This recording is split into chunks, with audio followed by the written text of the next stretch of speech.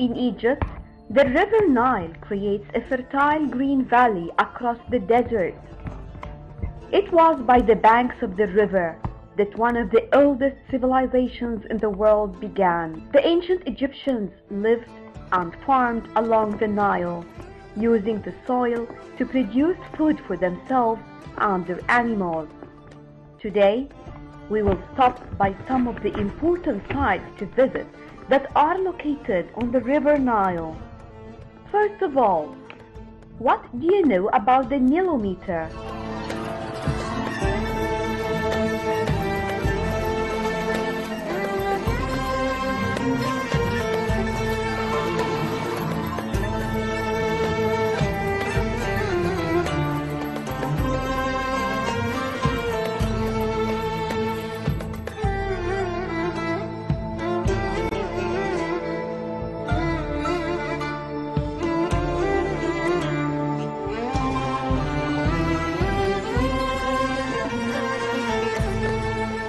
The Nilometer in modern Cairo, on the southern tip of Rhoda Island facing El Fustat to the east, is a rather unique historical site, often overlooked by visitors to Cairo. It has the properties of being one of the oldest structures in Cairo built after the Arab conquest, as well as having a link to Egypt's pharaonic past.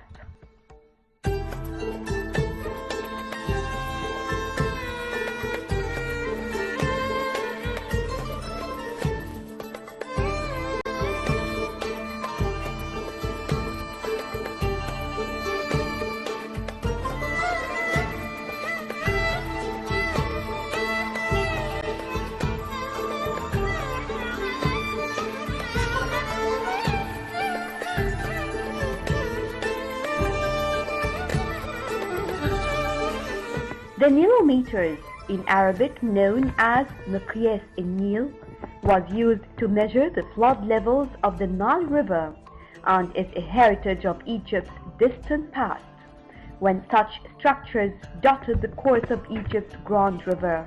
These types of devices continued to be useful up until the modern era, when the Nile was tamed by modern dams.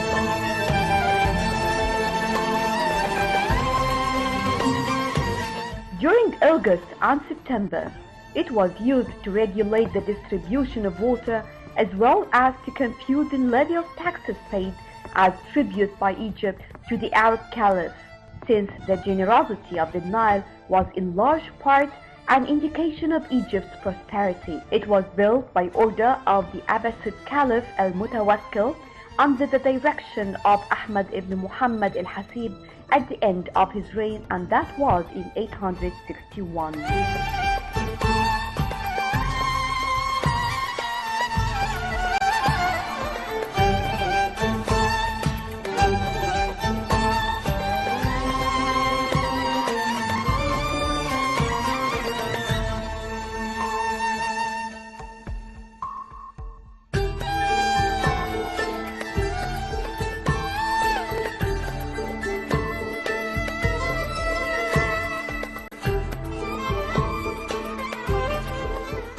The Nilometer is a somewhat more sophisticated instrument than earlier examples, such as the one on Elephantine Island in the Nile at Aswan.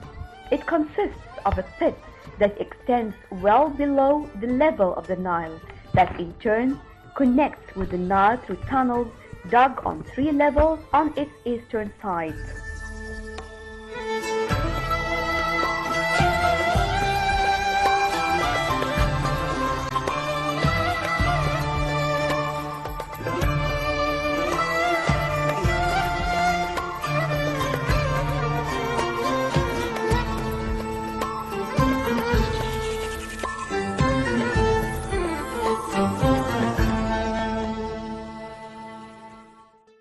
These Tunnels are now blocked off from the Nile so that the Nilometer no longer functions.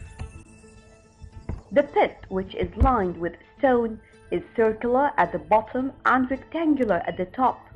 Is accessed by a staircase on the interior walls.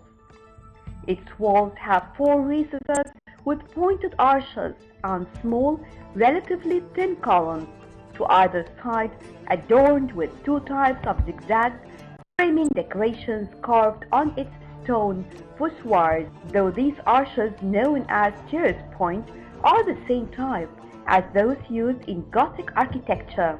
They preceded the Gothic arch by some 400 years.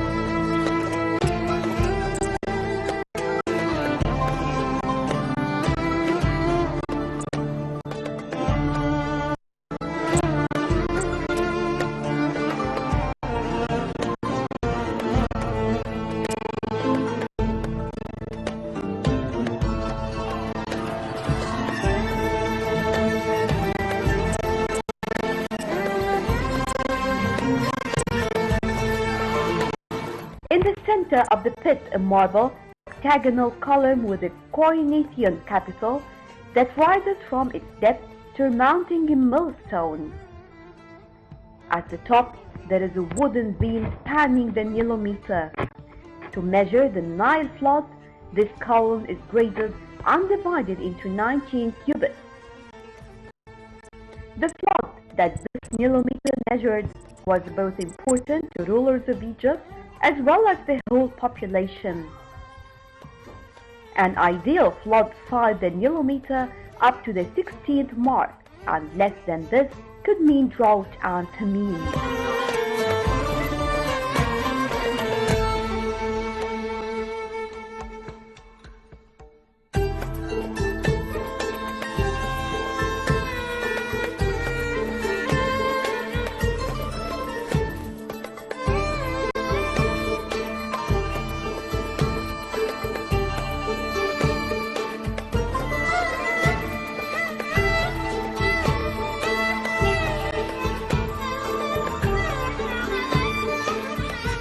On the other hand, if the measurement exceeded the 19 cubits, a catastrophic flood was at hand.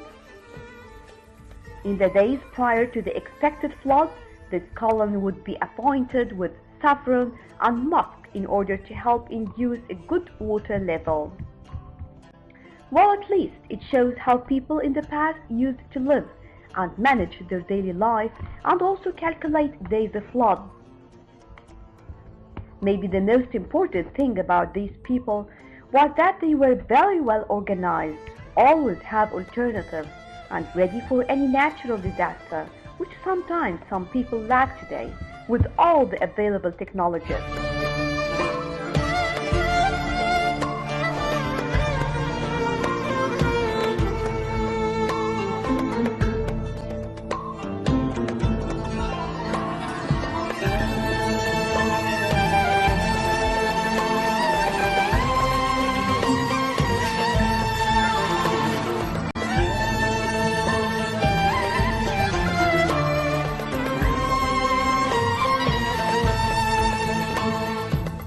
Today, there is another landmark that rises on the horizon, the Cairo Tower, from which one can see a wonderful view for the Nile. It is nice to be up high in Cairo. It gives one a perspective view of this great city, with its very modern and very ancient districts. Anyone who has stood atop the citadel or from the upper floors of some of the taller hotels is aware of the grand views that Cairo offers.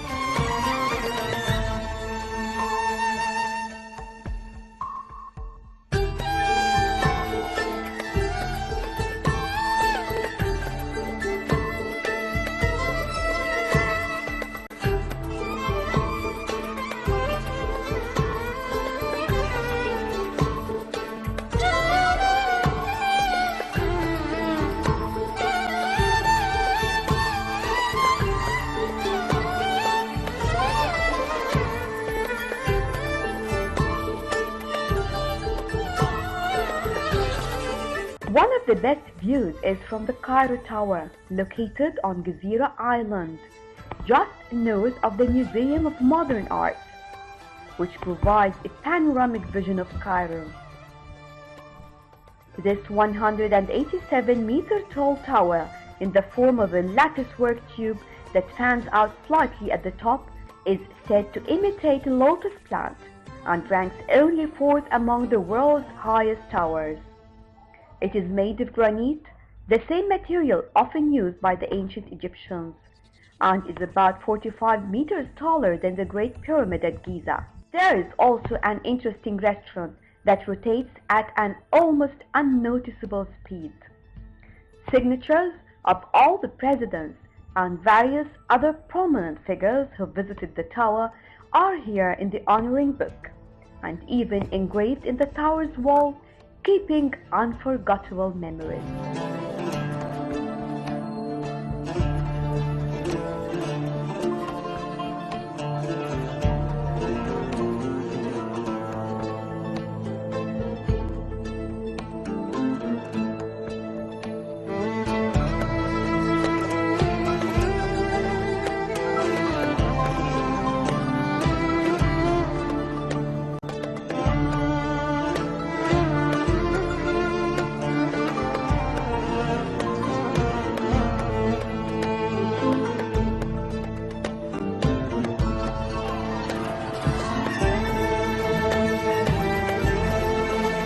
The best time to visit the tower is at sunset, when millions of twinkling lights come by. From here, one can make out, on a clear day, the easternmost extent of Cairo, where the dark gray buildings run up against the cliff face of the Muqattam Hills. Looking west, the pyramids mark the limits of the city and the start of the desert. Below, the Nile River flows serenely north to the Mediterranean, seeming to slice Cairo in two. To better facilitate the view, one can use, of course, the telescope.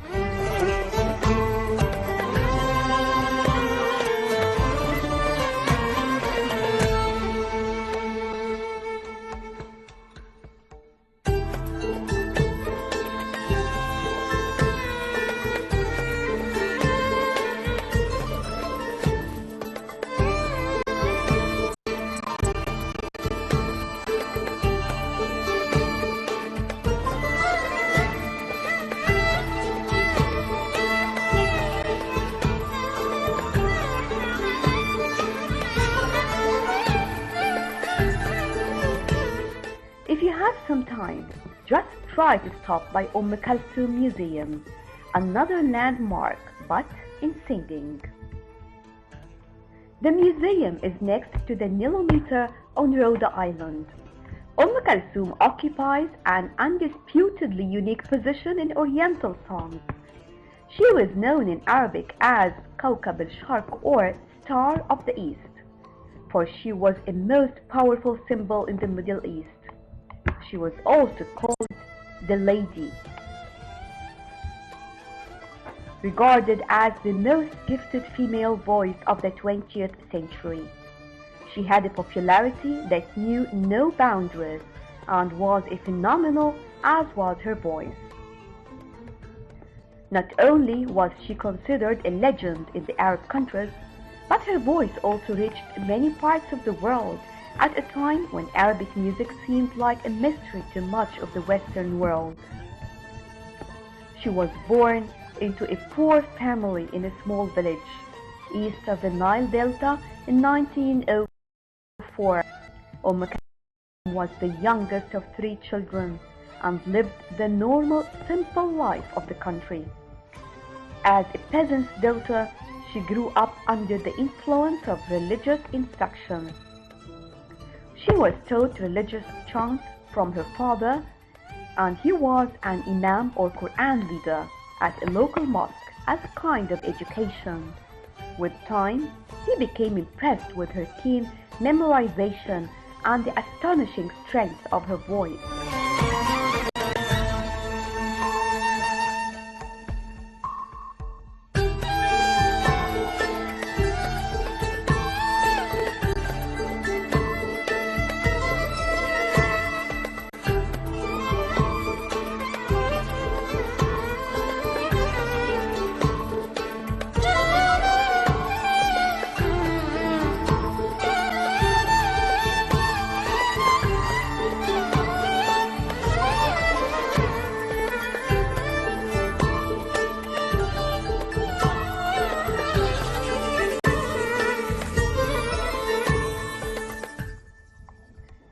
and began taking her along with her elder brother to events where they would chant to help the family earn money. Her father dressed her in boys' clothing because it wasn't in the Egyptian peasant tradition to have his women or girls sing and appear in front of strangers. Despite her rural manners, her natural skill was recognized early on, and it brought her to the attention of society.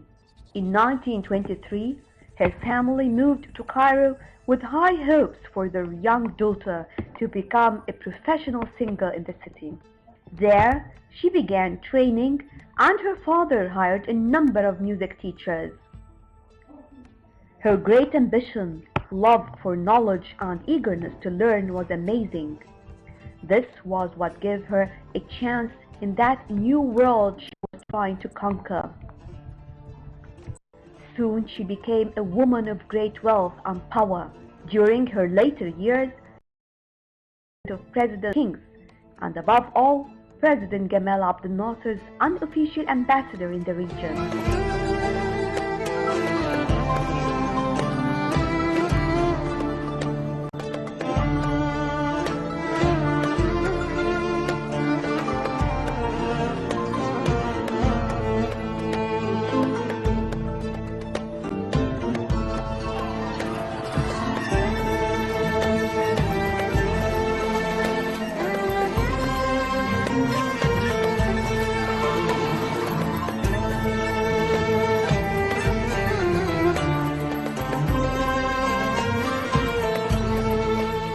She traveled the Arabic and Western world in support of her government. When she died in 1975, 4 million mourners walked the streets of Cairo to honor their beloved singer. It is of no doubt that she was the greatest singer of her time. Until this day, her allure and fame have never died away. She truly represented the Egyptian and Arab nation in every way. Most of her precious belongings and oldest records and tapes were moved to this museum, on the site of the Ministerial Palace. This is a beautiful place to visit for those who know her or even curious to learn more about her. There, one can absorb the story of this amazing Egyptian woman, holding on to her silk scarf, which she could never do without during performances.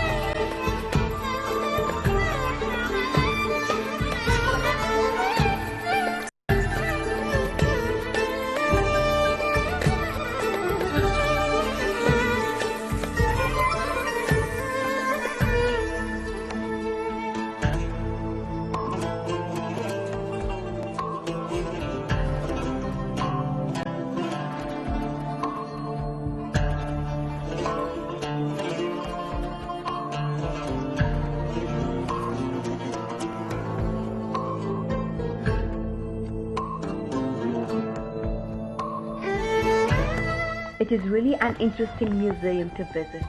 One of the best places just to stop by, especially that it is very close to the Nilometer. If you are visiting the Nilometer, just do not miss this chance. These are some of the to visit in Cairo, and there are more.